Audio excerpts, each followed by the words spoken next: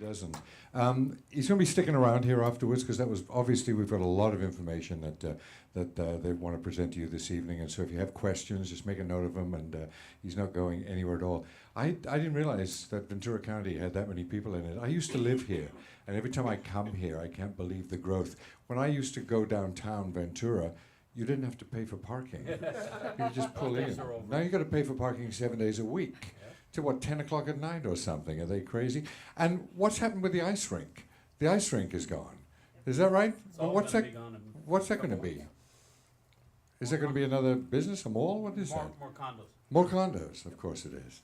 Anyway, I'm going to bring up a gentleman now who is another ball of fire, this guy. He really is. He has so much energy, you won't be able to keep up with him either. Most of you probably already know him because not only is he an expert in social media marketing, he's everywhere. Everywhere. You look, turn around, and there's Adam Casillas. And tonight he's right here. Adam, come up and talk to these nice people. Thank you very much. Hello, everyone. Hello. Pretty much most of you know me, and one of the reasons why is because branding. The importance of branding is, key to a successful business. Those of you who don't know, I'm a realtor also, but the name of my real estate company is Expo Real Estate. So Expo is my brand. Everybody knows me from it, and they know that I deliver. And I constantly do my due diligence to put on the best events and to keep my word. As in, with any business, that's key to keeping your word. As far as networking events, I know a lot of you here. We see each other all the time. But, I'm going to steal one of Jeff's sayings. If you're not networking, you're not working. I hope you weren't going to use that tonight. But he said that a couple weeks ago, and it sticks in my head. I use it all the time because it's the truth. When you take on your own business and plan on being an entrepreneur, you can make it or not. It's up to you. I decided to make it. I'm in charge. Yeah, I might have 3 jobs. They're all my businesses. I run them. I do what I want, when I want, how I want.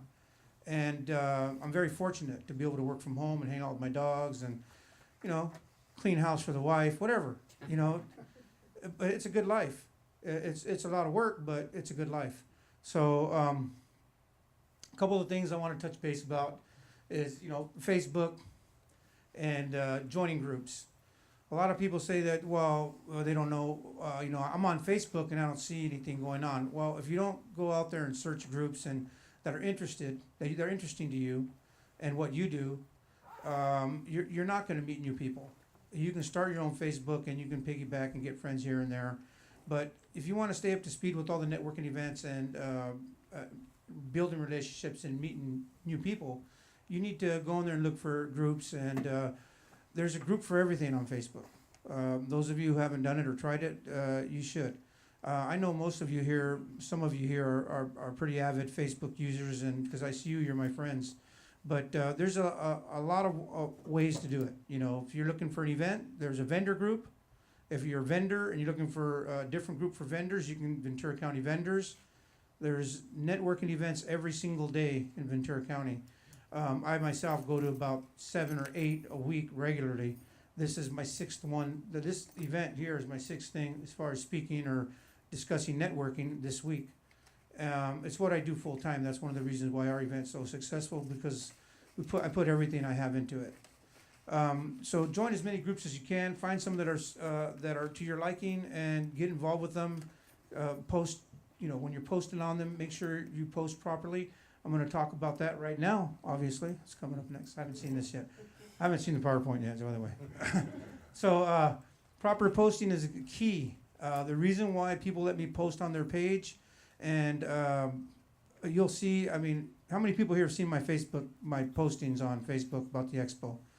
Okay. So I ask permission for certain people when I join a new group. I'll message them quite on the sidebar and say, hey, do you mind if I put my poster? I could have just done it, but it's nicer. They like to be asked, and then now I opened up a channel of communication with them, and they become my friends. They get involved, and later on down the line, we're doing business together. But if I go to post in Ventura County BNI, Shawn has to approve it. He approves it. I get a notification. I go back. I can comment on it, and I can make adjustments to that post now. I don't have to repost that post every time. I can go back to it, I can change the time on it and edit it, and it's gonna come back to the top of his page. That way, on his timeline or his page, my poster's not there everywhere, every time he logs in. I post on it, I'll update it. You can change one word, add a comma, it'll be edited and it'll come to the top. So when you're posting events, you gotta consider that. If you go to a group and you post an event in Ventura County networking, Oxnard networking, Camarillo networking, growing up in Oxnard, growing up in Ventura, if you're promoting an event and you do that simultaneously, some of your friends are part of all those groups, they're gonna get hit 5 times in a row, boom, boom, boom, boom, and then they're gonna go delete this guy, he's gone, they're done. You're gonna get blocked, you're gonna get reported for spamming. And so Facebook will shut you down for a while.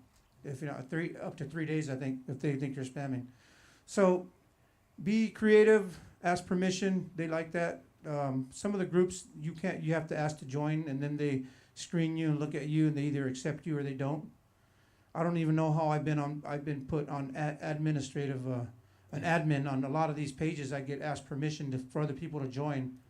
I don't even know how I ended up being that person, but Facebook put me there. So I just say yes to all of them. Invites. When you're creating an invite, a lot of people have events, they put flyers on Facebook and they expect it to, be successful. I create an event and then I do the invites, and the maximum invites per event are 500 if I'm correct. So I choose them very carefully. I have a networking group email that I use for my magazine. I have one that I use for my expo networking group. I have one that I use for the Latino Business Expo. So those people I don't invite on my invites because I'm going to email that invite to them. So if you start emailing selecting as an invite everybody that you know on your Facebook, you're going to run out and you're not going to be able to reach some people that you really haven't communicated with for your networking event. So for me, I send out email. I got about 126 people in our expo networking group. Some of you are here. You'll get that email there. So if you don't get an invite, don't get upset. You're getting your invite through email, not through the evite on Facebook. So don't waste your invites because you only get 500 of them per event. And again, on the invite, you can share that invite and people can join it there also, and they don't count that towards your 500 as far as you inviting people. So always invite if you're going to have an event. Don't just put your flyer out there. Who knows how to create an invite? Can I ask something? Yes, ma'am. Do you go through every single person? I go through I went through 5,000 people yesterday when I sent out that last blast for that mixer. Okay. I did You it. can keep it in your head who are you going to I know who my vendors are. I know everybody. I pay attention. Some people might get 2, but it's what I do for a living. It's full time. That's my brain, full-time marketing. So I know if they're a vendor and I know if they're in my networking group. So if they're not in my networking group or vendor in my magazine, and I know who they are on Facebook, I select them. If not, they're going to get the email in the other group.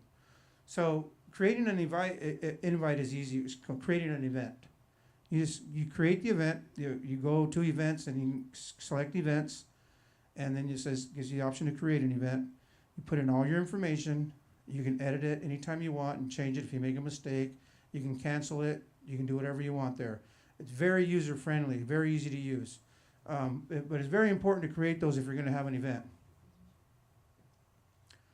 Not spamming. I touched base on that a little bit right now. A lot of people do it. It happens to me. It's just people who don't know how to use it. Because I am part of all those groups. I have joined them all. So I've had like up to 7 in a row of the same post because they're posting everywhere in the group at the same time. If you're going to do that, you need to put a window between you and them. See, I have 5,000 people maxed out on my friends, and I delete people all the time. And I have about 2,000 on my Latino Business Expo page. So that can go unlimited, so I don't have a problem with that. On my personal page, if I see it like that, and if I see it regularly, I'll delete you. And you're not going to get any coverage. If you would have just posted it once to me and waited about an hour and then posted it again, I'll let it go. And now you still have access to my audience. But if I see it relentlessly, I'll block you. I won't report you, I'll just block you. There's no time to waste energy on negative stuff. Just keep moving forward. But spamming it, people don't like to be spammed. Just remember, if you want to post in 4 different pages, post it once, go do something else, or come back a half hour later, repost it on that other page, keep track of your pages. It's not rocket science, but it's not easy either. You gotta pay attention to what you're doing. People will, get upset about it.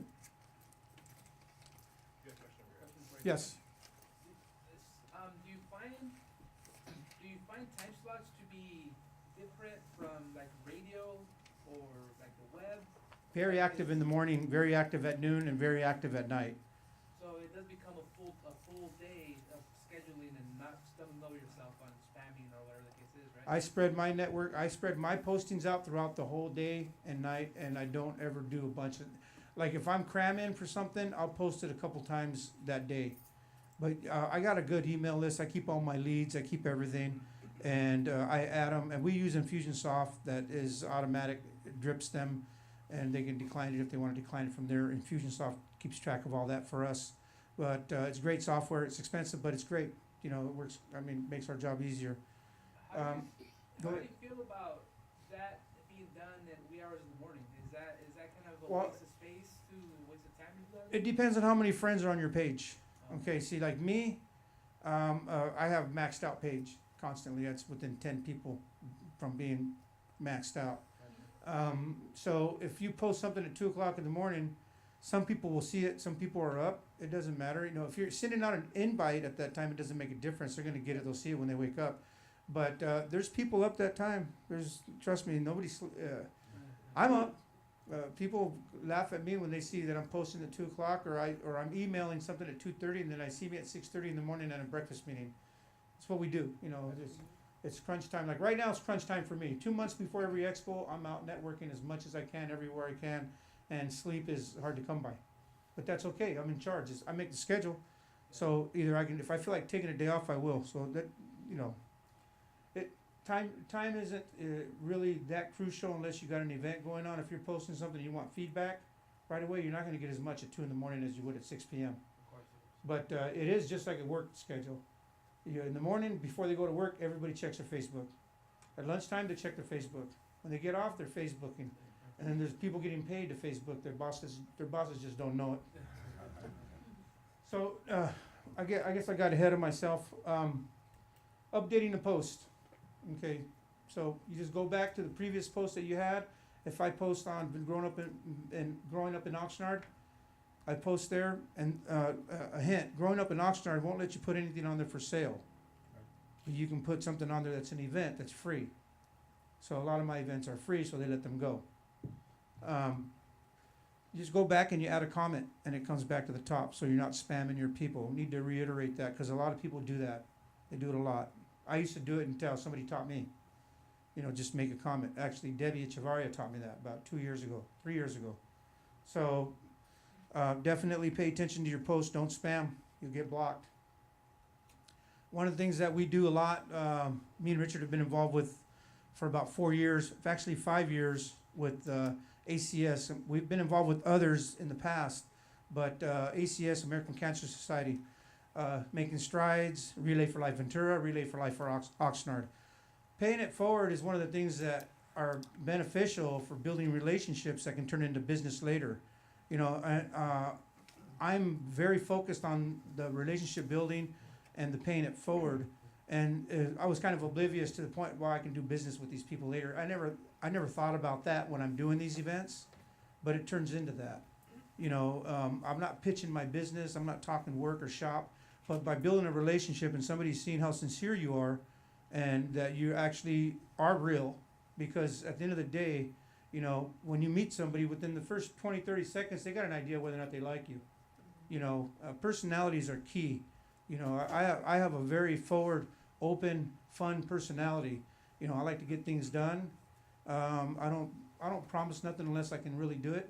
Like some people say, yeah. I'm not afraid to say, no, I can't do it.